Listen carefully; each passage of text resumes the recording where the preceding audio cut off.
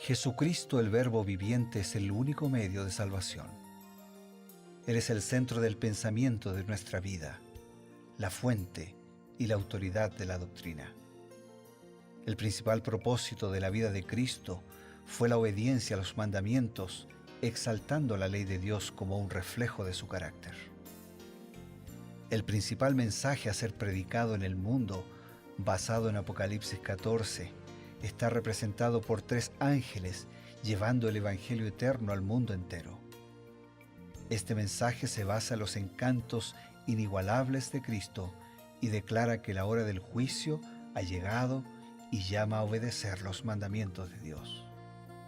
Mediante su palabra, Dios ha comunicado a los hombres el conocimiento necesario para la salvación. Las Santas Escrituras deben ser aceptadas como dotadas de autoridad absoluta y como revelación infalible de su voluntad. Y aunque el canon de las Escrituras inspiradas está cerrado, el Espíritu Santo continúa iluminando, amonestando y confortando al pueblo de Dios a través del testimonio de Jesús, el Espíritu de profecía. El camino a la vida se traza a través de un camino angosto que debe ser recorrido con confianza a las promesas que Dios dejó a hombres y mujeres fieles que dedicaron sus vidas hasta la muerte por el Evangelio eterno. Los fundadores de la Iglesia soñaron con el día en que la revelación sería una realidad en sus vidas. Miraron con los ojos de la fe a aquel día glorioso cuando finalmente la promesa sería cumplida en la venida magistral de Jesucristo a esta tierra para recompensar a cada uno según sea su obra.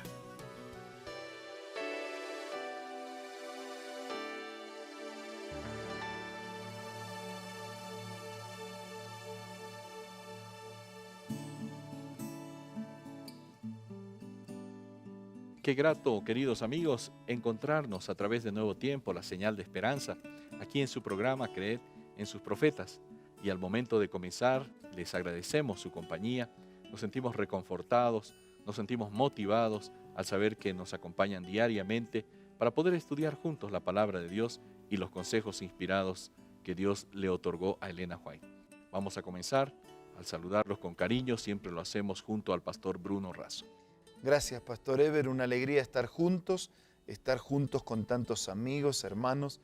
Ya le hemos enviado nuestro abrazo, nuestras oraciones, nuestro deseo de muchas bendiciones para cada uno y para todos ustedes.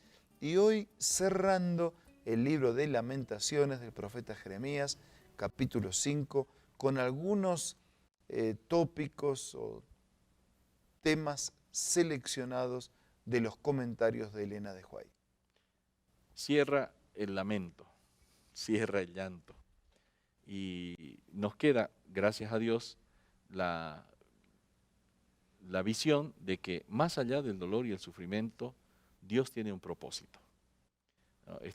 La última parte de Lamentaciones, este último lamento, es en realidad la oración del pueblo afligido, ¿no? El pueblo le está diciendo, mira todo lo que nos ha pasado, nuestra heredad ha pasado extraños, nuestras casas ahora son de los forasteros, somos huérfanos sin padre. Le están diciendo a Dios lo que están viviendo, le están describiendo, es la oración del pueblo afligido.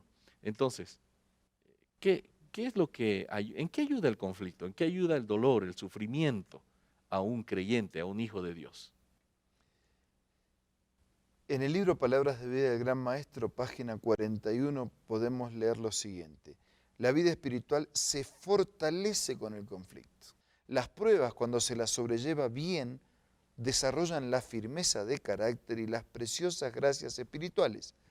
El fruto perfecto de la fe, la mansedumbre y el amor, a menudo maduran mejor entre las nubes tormentosas y la oscuridad. Porque es allí donde la fe se hace más fuerte, más robusta, es en medio del conflicto donde buscas con más necesidad, con más desesperación, la presencia del Señor en tu vida. Es allí donde desconfiamos más de nosotros mismos y confiamos más de Dios, de su promesa y de su palabra. Por eso la vida espiritual se fortalece con el conflicto. La prueba La fe es probada, se desarrolla, se evidencia que es auténtica y nos salimos más fuertes después de la dificultad que antes de haber comenzado. Ahora es interesante que Elena White une dos conceptos bajo inspiración. Dice, desarrollan la firmeza de carácter y las preciosas gracias espirituales. Normalmente, en forma común, relacionamos la fuerza de carácter a una persona, podríamos decir hasta casi dura, una persona dominante, inflexible, pero dice acá la firmeza de carácter y las preciosas gracias espirituales. ¿Está reñido? No, no está reñido, ¿no? Porque una persona fuerte es al mismo tiempo la persona que tiene dominio propio, es al mismo tiempo la persona que tiene paciencia, es al mismo tiempo la persona que logra equilibrar hasta qué punto un asunto es innegociable, por lo cual debo ser inflexible, y hasta qué punto el asunto es negociable, por el cual debo ser flexible. O sea, hay cosas de principios que no se negocian, debemos ser inflexibles y eso no es fanatismo, claro. Eso es fidelidad. Pero hay otras que son secundarias, que no necesitamos ser inflexibles. Muchos problemas vienen porque hay personas que no saben ceder, hasta dónde hay que ceder, hasta dónde hay que perder para ganar. Entonces aprendo, ¿no?, a equilibrarme entre lo inflexible y lo flexible, a saber diferenciar lo esencial de lo secundario. Aprendo a tener paciencia, aprendo a tener dominio propio, aprendo a poner las personas por encima de las cosas. Es en las crisis donde aparecen esto. Nosotros a veces usamos a las personas, ¿no?, y tenemos que darnos cuenta que las cosas son las que tenemos que usar. Las personas no son para usar, son para disfrutar. Las crisis me permiten entender un poco mejor al otro también. Cuando yo paso por un dolor, puedo entender mejor el dolor del otro. Así que por eso no hay contradicción. Me hago más fuerte cuando al mismo tiempo practico de cerca, de verdad, esas virtudes de la vida cristiana. Se me ocurrió pensar que el mejor ejemplo de esta simbiosis de dos elementos que parecen contradictorios pero que en el fondo no lo son, es la persona de Cristo. Supo ser firme en cuestión de principios, pero trataba a los desvalidos, a las viudas, a los niños, a las personas despreciadas con una ternura impresionante, con una gracia espiritual maravillosa que las hacía elevar. No, pero fíjate, un día entró al templo, exactamente así como lo decís, ¿no? Solo agregando otro ejemplo. Un día entró al templo, estaban haciendo negocio en el templo, estaban vendiendo, se había transformado en un mercado. Sí. Y ese Jesús amoroso tomó las mesas y desparramó la mesa, tomó el látigo para golpear, porque la casa de Dios se había transformado en cueva de ladrones. Duro, ¿no? Firme, inflexible. Y por el otro lado, comía con los pecadores. Los fariseos decían, este no puede ser de Dios, come con los pecadores. Se junta ahí con los pecadores. Por otro lado, tocaba a un leproso, cuando el ceremonial decía que no había que tocar a un leproso. ¿Te das cuenta? Había cosas que Jesús no cedió y en otras cedió. ¿Por qué?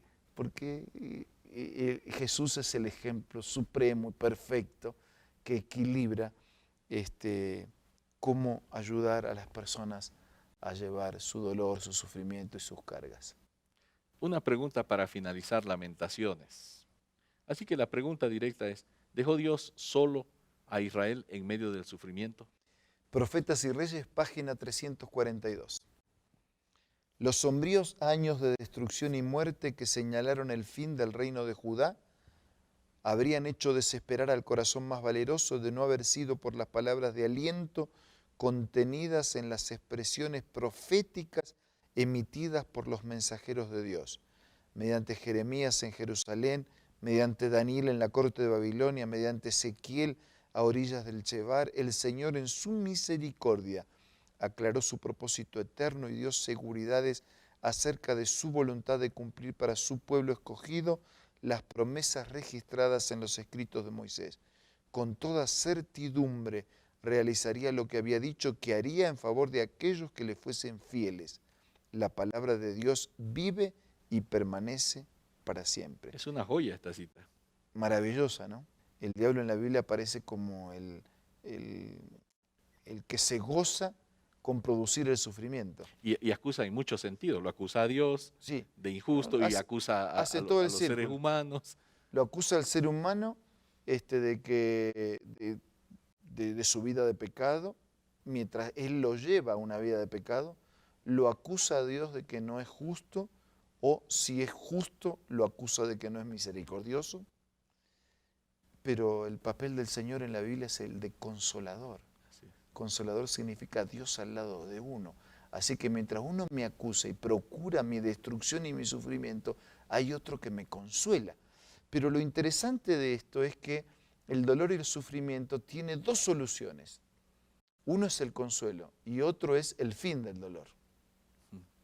Entonces, en medio del dolor, en medio del horno de fuego, Dios está a nuestro lado. Pero por otro lado, algún día el horno se va a terminar. Claro. El fuego se va a terminar. Hoy consuelo en el horno, en el fuego, pero también esperanza. La esperanza que en breve el dolor, el pecado, terminarán para siempre. Y ese es el mensaje más extraordinario que podemos dar. Y de paso, cuando tengo la triste tarea de la misión de la iglesia, ¿no?, de acompañar a alguien que ha perdido un ser querido, y me ha pasado, yo también he tenido que acompañar a mis mismos seres queridos que descansan, siempre pienso en eso, ¿no? Dios tiene para mí consuelo y Dios tiene para mí esperanza. Dios está a mi lado ahora para consolarme, para abrazarme, para aliviar mi dolor, para usar a otros que me ayuden a aliviar mi sufrimiento. Pero Dios también me dice, tranquilo, esto no va a ser para siempre. Un día no habrá más dolor. Un día el fuego cesará. Un día el pecado terminará. Y la vida será definitivamente vida para siempre. Gracias, pastor. Amigos, pensando en estas palabras preciosas, vamos a tener algunos consejos y ya volvemos. Hola amigos, acompáñenme en la lectura de esta cita. Los ángeles se deleitan en un hogar donde Dios reina supremo y donde se enseña a los niños a reverenciar la religión, la Biblia y al Creador. Las familias tales pueden aferrarse a la promesa: yo honraré a los que me honran. 1 Samuel, capítulo 2, versículo 30. Esta cita se encuentra en el libro Joyas de los Testimonios, en el tomo 2. Y te invito a que pueda ser parte de tu biblioteca personal. ¿Cómo? Visita la página www.editorialaces.com o descarga la aplicación Elena G. de White del App Store o del Play Store.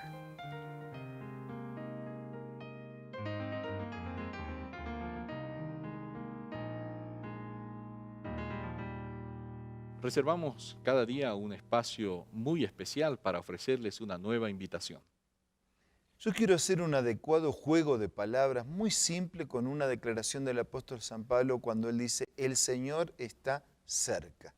Y digo así, el Señor está cerca porque está al lado mío, al lado suyo, en medio del dolor y del sufrimiento. Cerca geográficamente, está a mi lado. Él es el consolador. Pero digo también, el Señor está cerca, está cerca, está cerca de venir, está cerca en el tiempo. Está cerca de regresar. Consuelo para hoy y esperanza para mañana. Con esto vamos a orar. Señor, gracias porque estás cerca, a nuestro lado para abrazarnos hoy y en breve para darnos la bienvenida en tu reino eterno.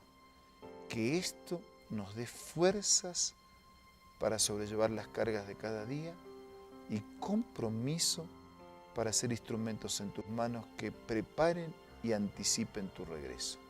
Lo pedimos, lo agradecemos en el nombre de Jesús. Amén. Amén. Amigos, gracias por su compañía grata.